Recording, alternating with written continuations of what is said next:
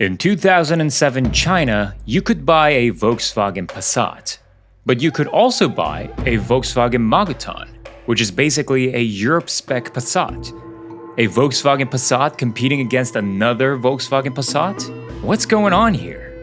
Well, this is the Passat Lingyu, a China-exclusive sedan that was introduced in 2006, sold by Volkswagen's first joint venture, the SAIC VW. The Magotan was the B6 Passat that was introduced in 2007, sold by Volkswagen's second joint venture in China, the FAW VW. And in order to understand how this even came to be, we need to travel further back in time, because this is the story of the rebirth of the Chinese auto industry and Volkswagen's dominating presence in its formation.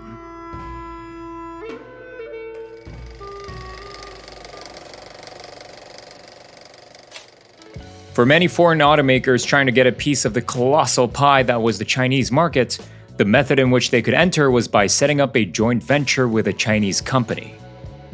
VW was a pioneering force in entering China, and their example quickly became a standard template for many European and Japanese car makers to come.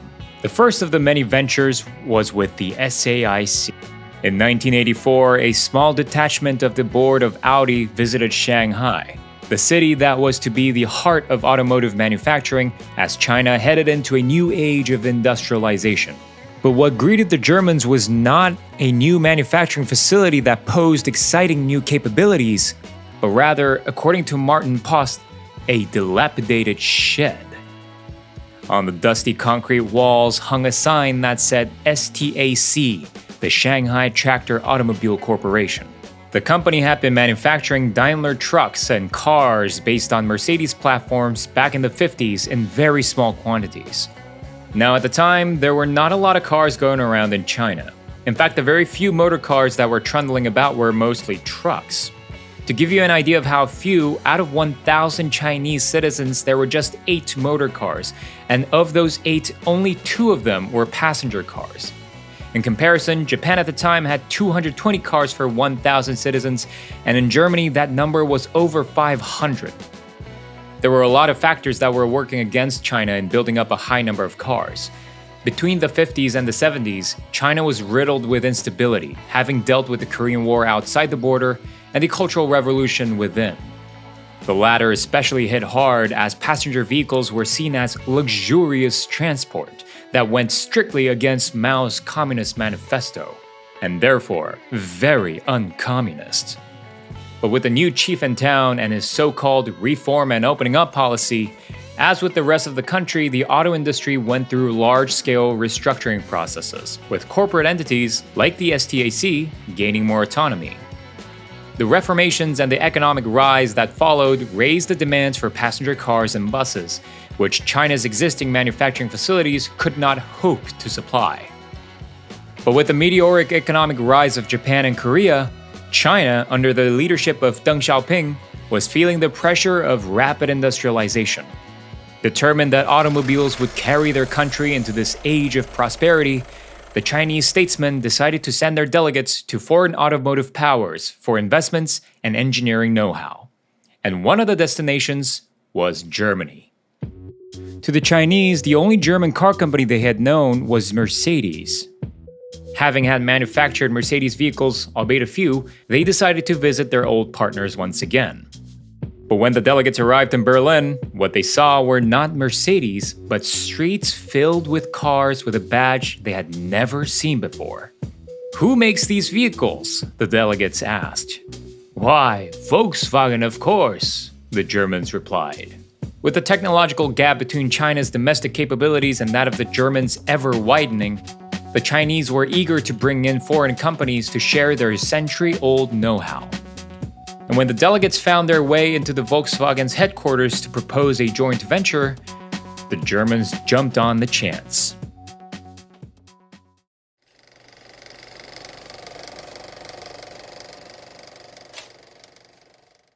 This joint venture with the Shanghai Auto Company was a daunting challenge for Volkswagen, and a risky one too. The country had virtually no infrastructure to support mass production of passenger vehicles. Besides the handful of small-scale car parts and truck factories, All they had were a handful of repair shops that were developed to cater to the plush Buicks and Cadillacs that were imported a generation ago. At the same time, Volkswagen was faced with a non-negotiable clause for entering China, which stated that the new joint venture must have a 50-50 split ownership between the Germans and the Chinese. But in other countries where Volkswagen had dipped their toes into, they had always held full ownership. So understandably, there was plenty of resistance from within the company. But the allure of the Chinese market, which was virtually up for grabs, was too desirable to brush away. In 1982, Shanghai Tractor Automobile Corporation, which was later renamed to SAIC, began importing parts known as knockdown kits from Germany to build the Volkswagen Santana as a trial run. The trial run proved to be successful, and the Germans' confidence in the Chinese market steadily climbed. The two firms signed a 25-year contract in 1984 for a joint venture, heralding the beginning of not just the Shanghai VW, but the imminent flood of VW Santanas in China. These Santanas were literally everywhere, being used as taxis and police cars. It was a huge success. And watching the success was yet another Chinese car company vying for the market share in passenger cars market. First Automotive Works.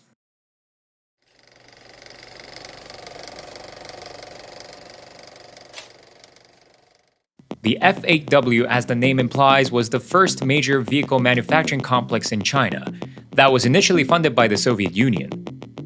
It is based in Changchun, which only intensified its sense of rivalry with the Shanghai-based SAIC VW. Despite both being state-owned enterprises, the openness policy gave the companies a fair amount of autonomy, where competition was not only allowed, but even encouraged. But the FAW was not set up to be a passenger vehicle factory at the time.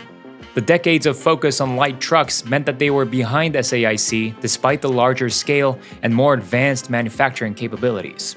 But when they heard that the Shanghai Volkswagen was making progress with the Santana, FAW set their eyes on the passenger car market, which had a much greater growth potential. Having observed Volkswagen's successful break into China from afar, numerous foreign companies began sending love letters to FAW in the hopes of winning FAW's contract for a joint venture. Among them was Chrysler, which was chosen to partner FAW for their new joint venture. An odd choice, you might think, but regardless, this lit fire under the bottoms of Volkswagen execs.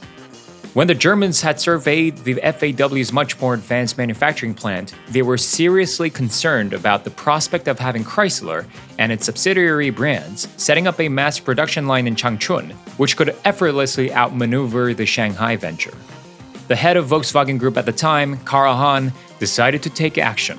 An action that eventually led to Volkswagen dipping their feet in two competing companies to produce their own cars. The profuse arguments Karl Hahn made eventually turned the folks at FAW to favor Volkswagen as their partner. The new joint venture, FAW-VW, was to build the Audi 100. There was plenty of resistance, as neither the Germans nor the Chinese really wanted Volkswagen to support the Changchun outfit, a clear competitor to Shanghai Volkswagen. But for the Chinese, the allure of technical knowledge transfer from building a Quattro Audi was seen as a better deal. And for the Germans, the potential to curb financial losses from competing against Chrysler sealed the deal. And soon this FAW-VW plant began producing the Jetta A2, yet another Volkswagen that flooded the taxi market. And it was this Jetta that competed with the Santana. Yes, Volkswagen competed against Volkswagen for the market share in China. And this bizarre competition continued all the way up to the Passat.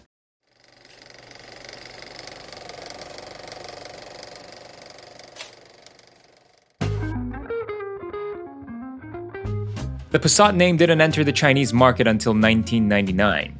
The introduction of the Passat was not just a sign of Volkswagen expanding their operations, but also announced the arrival of the rising middle class in China, whose demand for luxurious goods were finally matched by their rising income. The average GDP per capita had grown from around $200 in 1980 to $960 in 2000.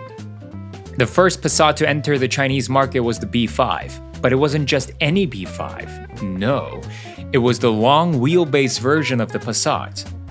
Posed to satiate the Chinese appetite for elongated cars, the B5 arrived with an immense presence. It was longer than the standard Passat by 10 centimeters, which doesn't sound like a lot until you actually take a seat in the back. Look-wise too, the long wheelbase Passat gave off a stately feel with the longer rear passenger doors. And then in 2006, SAIC had decided that they were going to build their own Volkswagens. Their very own Passat. The Passat Lingyu. Now to be clear, this was not the B6 Passat that replaced the B5 around the world. There's no doubt that the Lingyu arrived with greater comfort, greater style, and greater power. But it was not a brand new platform like the B6 Passat was. Remember the long wheelbase B5 Passat that was sold exclusively in China?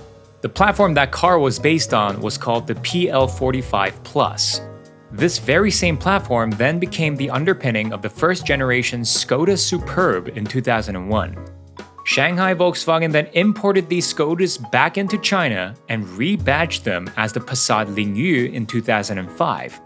So unlike the B6 Passat, which based itself on the new PQ46 platform, the Lingyu continued to use the older B5 platform and was sold until 2011.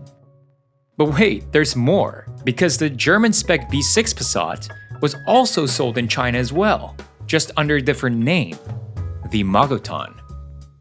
So how do you get away with selling two cars of the same model with a generation difference in the same market? Remember FAW? Yup, the Magotan, aka the B6 Passat, was manufactured and sold under FAW Volkswagen. To this day, the two companies are still competing for the colossal passenger car market in China, both badged with VW. But with the rise in EV sales in domestic Chinese car makers, Volkswagen is beginning to feel the squeeze. Well, Volkswagen's dominating force that, with a little exaggeration, single-handedly revitalized the Chinese auto industry finally shatter in the face of fierce domestic competition? Or will the recent news around the price-cutting game the Chinese makers jumped in on open up a breathing room for Volkswagen to reclaim their former glory?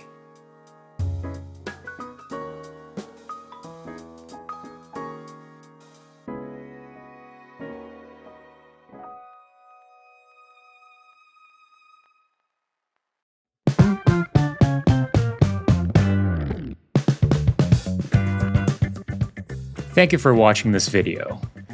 The Passats have a very special place in my heart as I spent a big part of my youth growing up in China and being driven around in my dad's company car, which happened to be with the Passat Lingyu.